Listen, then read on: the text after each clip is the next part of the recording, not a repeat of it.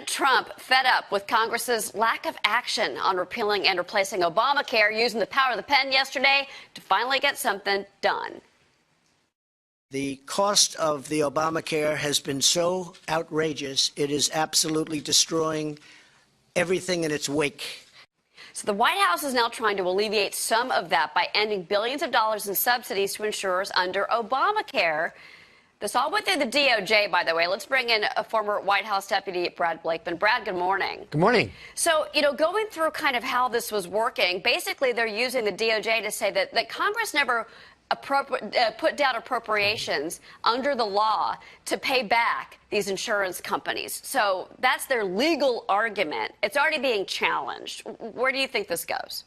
Well, right now, they won in the lower court, in the district court, and it's on appeal. And that's why Donald Trump's administration was paying the insurance companies month to month while this was proceeding through litigation. But clearly, in my opinion, I'm a lawyer, is there was never any spending authority by Congress. And if Congress doesn't give you the power to spend our taxpayer dollars, then you can't give insurance companies the kind of bailouts. And by the way, in the first quarter of this year, the big five healthcare providers for insurance, their profits are $4.5 billion.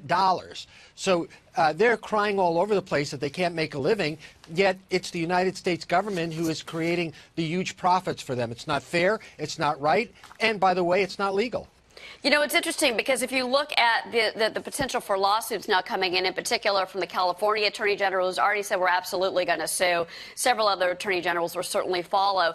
But the DOJ, they were consulted on this. And basically, between Treasury, Health and Human Services, everybody basically agreed that this is legally valid. Now, is it good policy to do this? Because some people may be losing, they could be losing coverage if the insurance companies decide to fight back, and that's possible.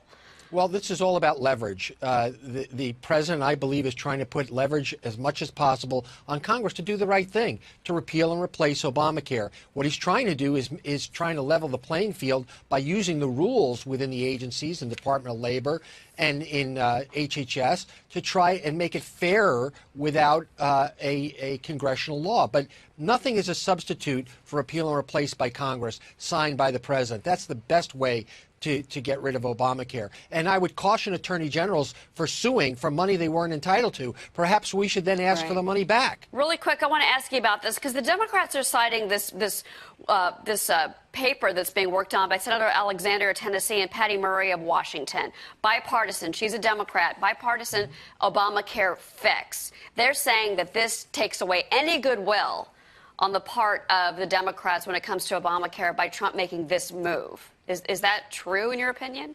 No, it is not true. If anything, it puts the onus on Congress where it belongs to fix that which they created and which is broken. Obama is no longer here. We have a new president. We have a new Congress. It's up to them to fix what's broken. And clearly everybody believes, and there's no doubt, that Obamacare is broken. Let's fix it.